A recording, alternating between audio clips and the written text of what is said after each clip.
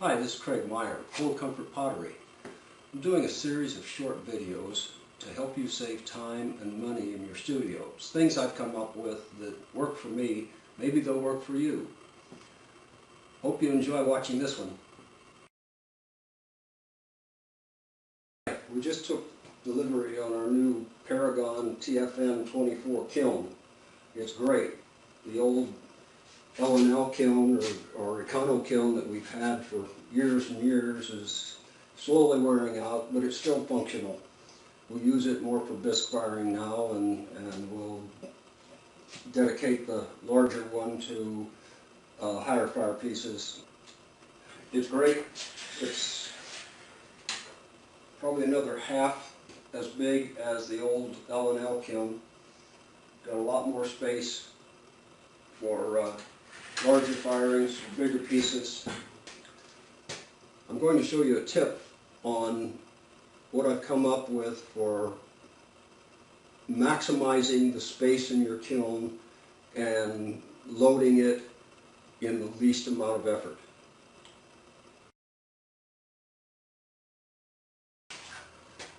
How many times have you started to load your kiln, get 2 or 3 shelves in, and then realize, oh, I'm out of room? There's pieces that I just have to get in this load. I come up with an idea that will help you to set up your whole kiln before you load the first shelf. It works great for us. Maybe it'll work for you. I'll move the camera in so you can see what I'm doing.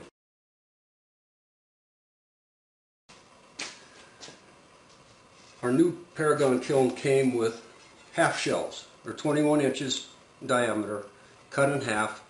Came with 8 of them. They'll give you 4 full shelves or staggered throughout the kiln.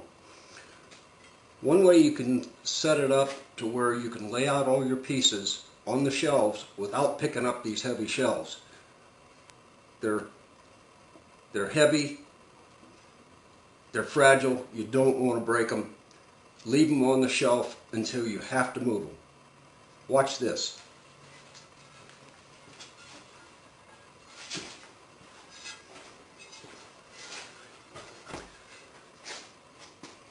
The shelves came packed with cardboard between the shelves to protect them.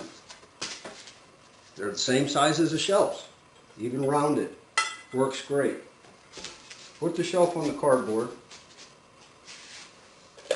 Then with a Sharpie marker, mark around the shelf. Flip it over, set it up, mark the other side. Draw a line down the middle. Move that off to the side. With a safety razor blade or razor knife, cut out around the mark.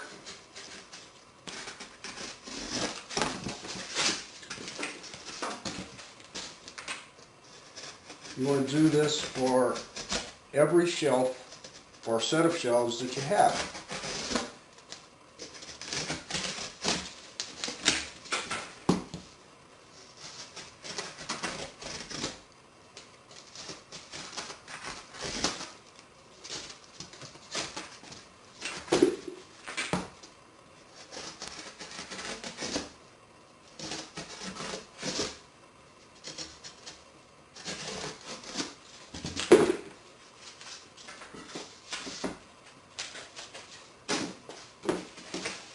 Now that you have the circles cut out, keep several of them as full circles, because there are times that you'll be wanting to put a full shelf in, both halves at the same time, to load large areas or large pieces.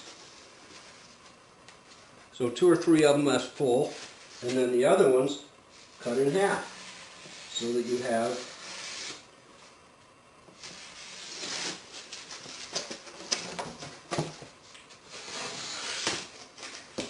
same exact size as the shelf. After you have all of them done, find an area that you can spread the shelves out on, or the templates rather.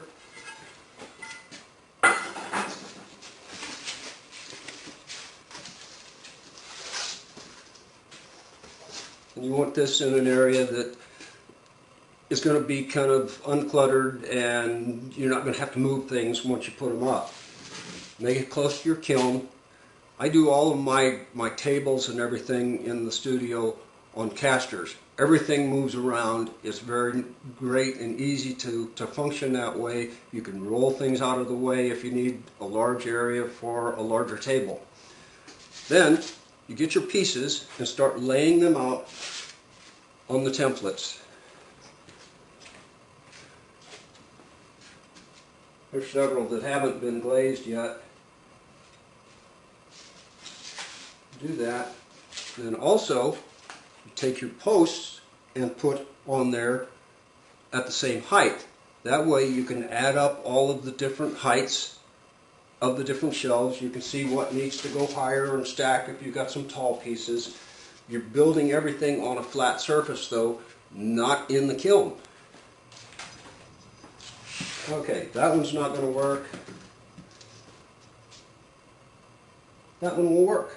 Okay, so you put that there. You only need to put one. That's going to give you your height of what you can come up with other pieces. It might be that you have a low piece here that you can use on a lower shelf, grouped with other lower pieces, reserving this one for pieces that are the smaller pieces. You may want to move to a separate shelf to where they're at the same height as other pieces.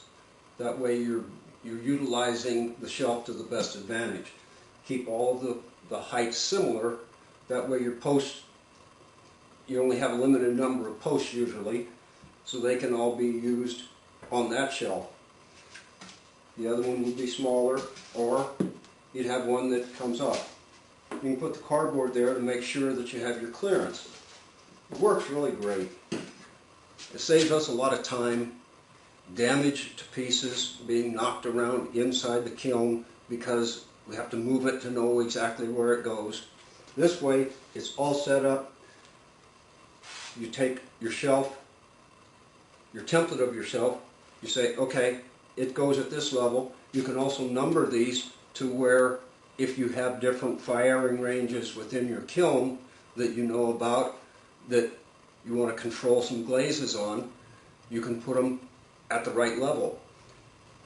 This is the bottom, this would be number 2, this would be number 3. Works out super. Hope you've enjoyed this. Maybe it'll save you some time. Thanks for watching.